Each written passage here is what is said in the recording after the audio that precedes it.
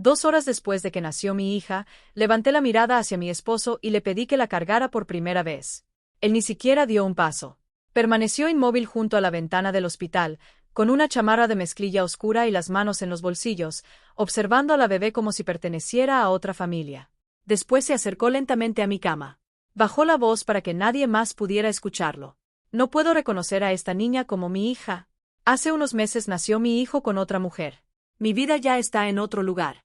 El tiempo pareció detenerse. No lloré. No le pedí explicaciones. Solo abracé con más fuerza a mi pequeña, que dormía tranquilamente sin imaginar que el hombre que debía protegerla acababa de rechazarla. Le di un beso en la frente y sonreí. No olvides este instante, le dije con calma. Es la última vez que nos verás juntas.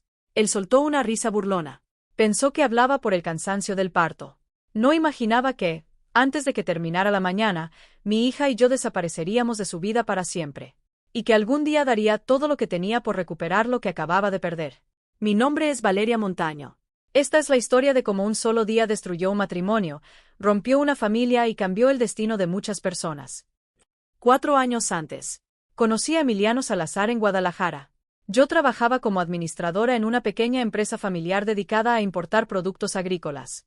No era un empleo glamuroso, pero me gustaba porque todo dependía de mi organización y esfuerzo. Él era dueño de una cadena de restaurantes tradicionales mexicanos que empezaba a crecer por todo Jalisco. No era el hombre más rico de la ciudad, pero sí alguien respetado. Cuando nos conocimos nunca habló de dinero. Prefería preguntarme por mi familia, mis sueños o mis libros favoritos. Durante más de un año me convencí de que había encontrado a un hombre diferente. Nunca levantaba la voz. Nunca parecía tener prisa. Siempre encontraba tiempo para cenar conmigo aunque hubiera trabajado todo el día. Su madre, Teresa, siempre me trató con una cortesía demasiado perfecta. Sonreía. Me abrazaba. Pero detrás de cada gesto había una distancia imposible de ignorar. Su padre, don Ernesto Salazar, era todavía más reservado. Cada vez que yo llegaba a las reuniones familiares encontraba cualquier pretexto para salir de la habitación.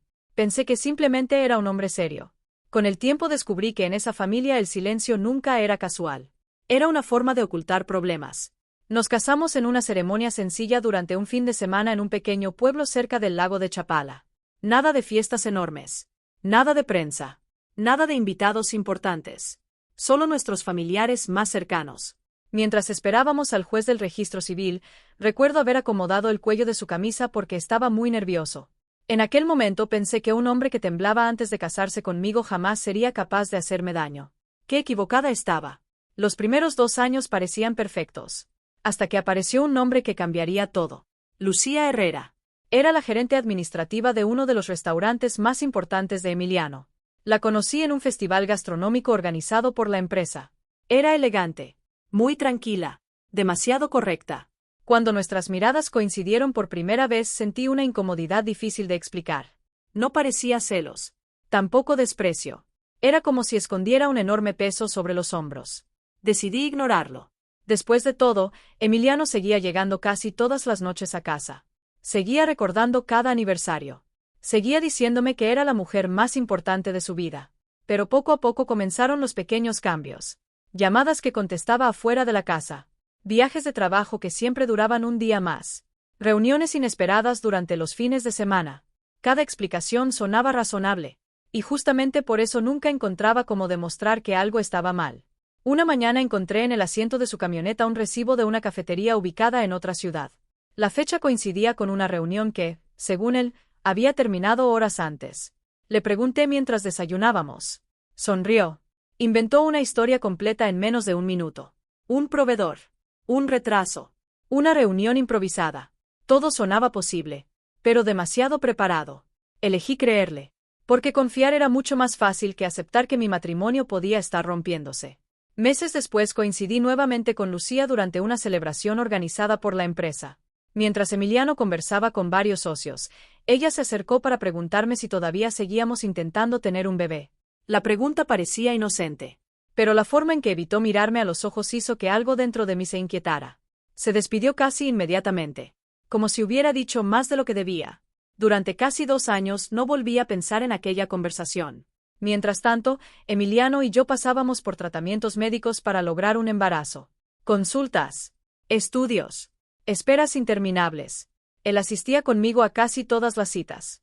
Siempre repetía que algún día formaríamos la familia que tanto deseábamos. Yo le creía. No sabía que, mientras nosotros luchábamos por convertirnos en padres, otra historia completamente distinta ya estaba creciendo lejos de mis ojos. Finalmente, al comenzar nuestro tercer año de matrimonio, recibimos la noticia que tanto habíamos esperado. Estaba embarazada. Emiliano lloró cuando escuchó por primera vez el latido del bebé. Pintó él mismo la habitación. Compró muebles. Pasaba horas imaginando nombres para nuestra hija. Lo que yo ignoraba era que, en otra parte de la ciudad, Lucía también esperaba un hijo. Y que ambas fechas de nacimiento estaban separadas por muy pocas semanas. Muchísimo tiempo después descubriría otra verdad aún más dolorosa. Don Ernesto ya conocía aquella relación secreta. Sabía del embarazo de Lucía. Y había obligado a su hijo a resolver el problema antes de una importante reunión donde la familia decidiría el futuro del negocio. El tiempo comenzaba a agotarse para Emiliano.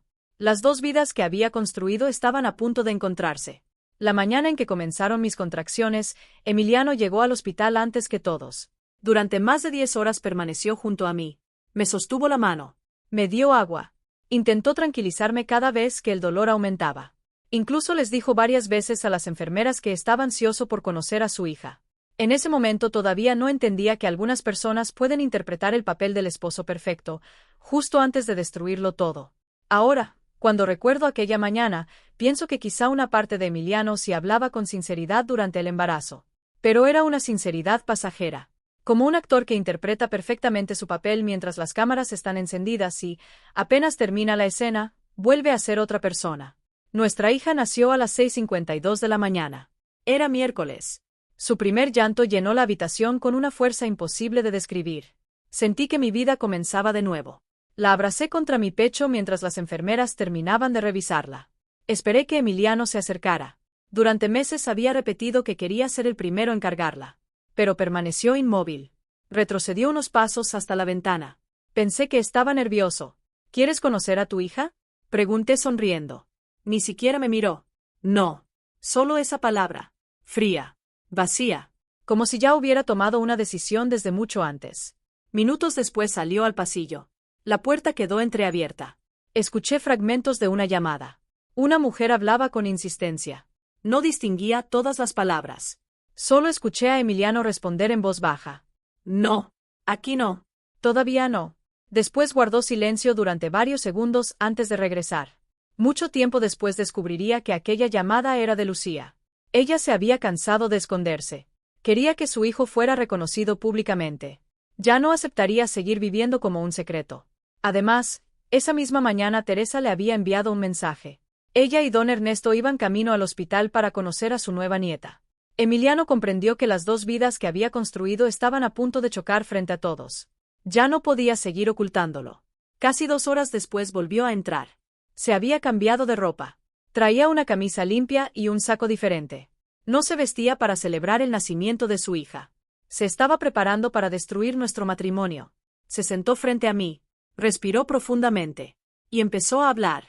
Me confesó que Lucía había dado a luz 4 meses antes. Era un niño.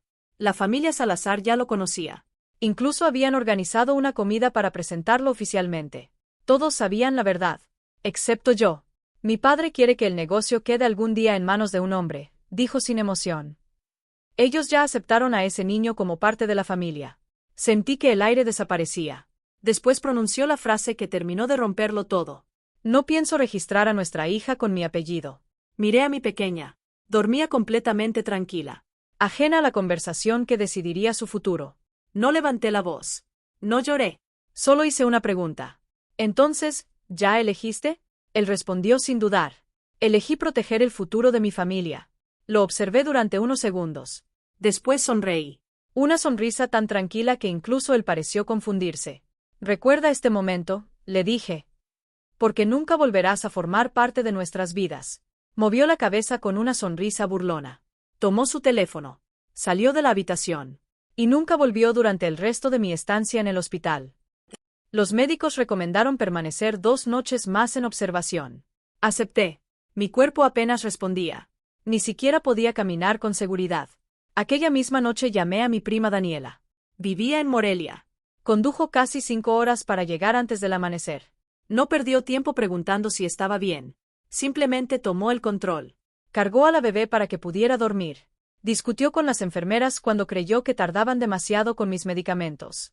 Permaneció sentada junto a mi cama hasta que terminaban las horas de visita. Cuando nos casamos me había dicho algo que entonces ignoré. Emiliano solo parece perfecto cuando sabe que alguien lo está mirando. En ese momento pensé que exageraba. Ahora entendía exactamente lo que quiso decir. Ella estaba conmigo. Mi esposo no. Durante la segunda noche dejé de esperar que apareciera. Acepté que aquel matrimonio había terminado.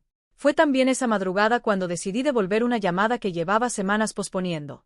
Era de la licenciada Sofía Cárdenas. Había trabajado durante muchos años con mi difunto tío Ricardo. Él había fallecido varios meses antes. Siempre fue un ingeniero muy respetado en proyectos de construcción por todo Jalisco. Creí que solo se trataba de algunos documentos pendientes. Estaba completamente equivocada. Cuando finalmente hablamos, Sofía me explicó que mi tío había revisado poco antes de morir unos antiguos contratos relacionados con una sociedad que décadas atrás había participado en la creación de varios centros comerciales. Con el paso de los años, aquellas inversiones terminaron integrándose al grupo empresarial de la familia Salazar. Pero había un detalle que nadie recordaba. Mi tío conservaba legalmente una participación importante que jamás fue cancelada. Y junto con ella permanecían vigentes varios derechos sobre las decisiones administrativas de la empresa. Tu tío sospechaba que algún día esos documentos serían importantes, me explicó la abogada. Por eso insistió en que todo quedara perfectamente protegido. Desde la cama del hospital le pregunté qué significaba aquello. Guardó silencio unos segundos antes de responder. Significa que Emiliano cree tener mucho más poder del que realmente posee. Regresé a la casa donde habíamos vivido apenas unos días antes del nacimiento. Necesitaba pensar con calma. Durante toda esa semana Emiliano nunca apareció. Solo recibí un mensaje. Espero que podamos resolver esto como adultos. Ni una sola palabra preguntando por su hija. Ni una sola llamada para saber cómo estaba. 4 días después decidió telefonear. Contesté. Lo primero que preguntó fue si yo había hablado con alguien relacionado con los negocios de su familia. No preguntó por la bebé, ni por mi salud. Solo quería saber qué información tenía. Respondí que todavía no había tomado ninguna decisión. Era cierto. Aunque tampoco le conté toda la verdad. Colgué la llamada. Me quedé observando a mi hija dormir durante varios minutos, intentando descubrir cuál de todas las versiones de Emiliano había sido real. Pasé aquella semana haciendo cosas sencillas. Doblar ropa diminuta. Aprender los horarios de una recién nacida. Mirar la habitación que él mismo había decorado. Todo parecía pertenecer a la vida de otra mujer. La quinta noche abrí el closet. Comencé a guardar nuestras cosas lentamente. No por rabia. Simplemente porque ya no existía ninguna razón para seguir viviendo allí.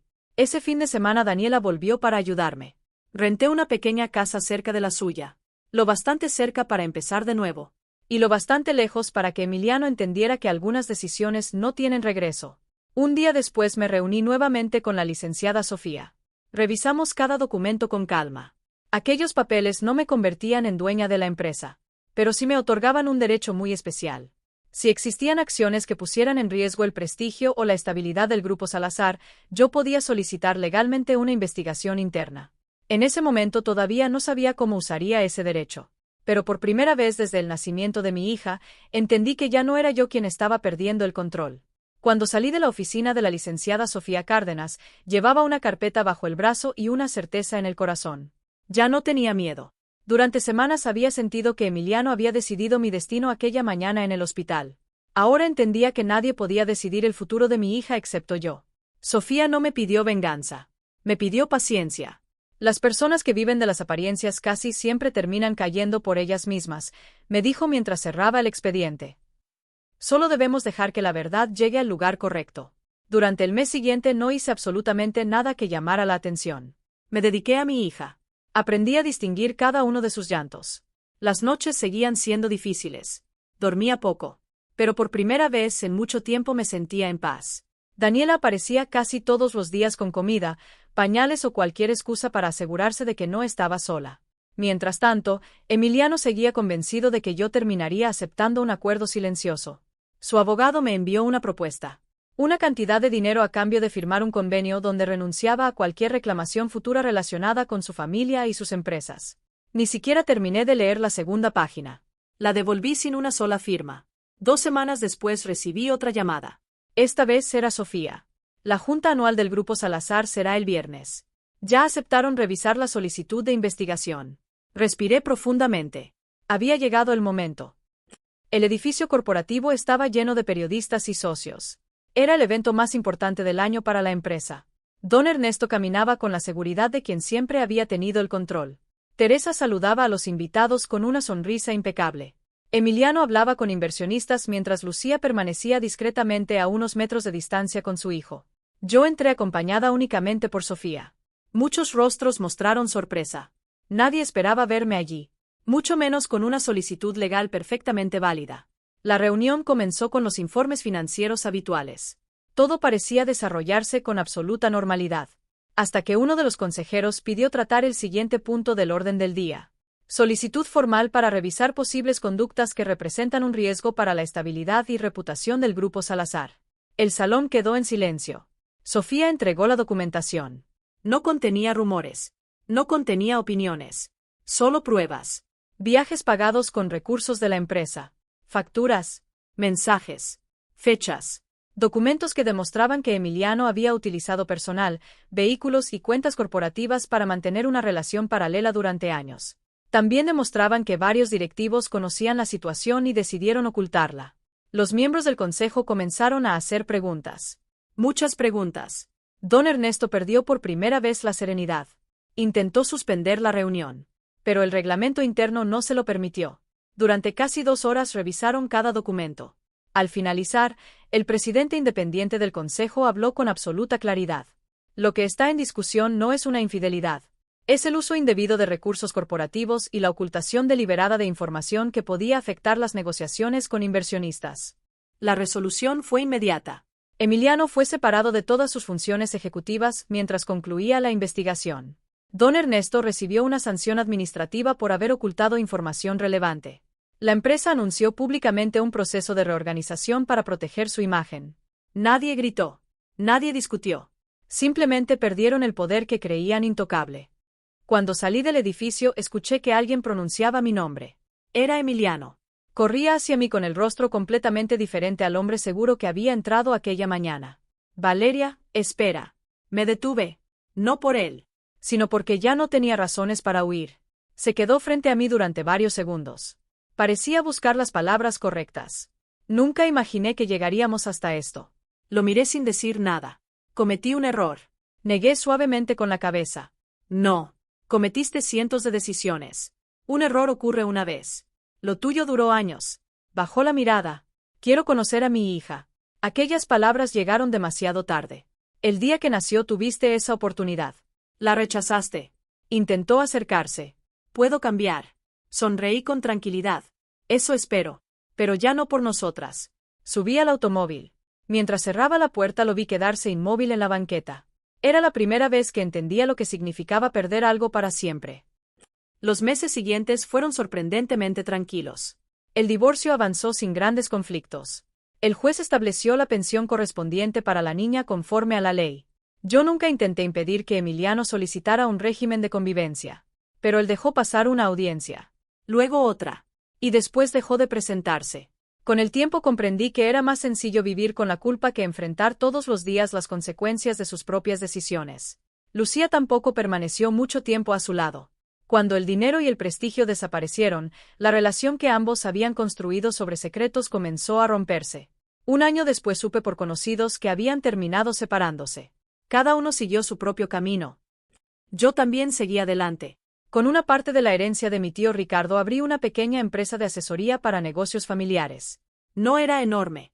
No necesitaba serlo. Me permitía vivir con tranquilidad y pasar las tardes con mi hija.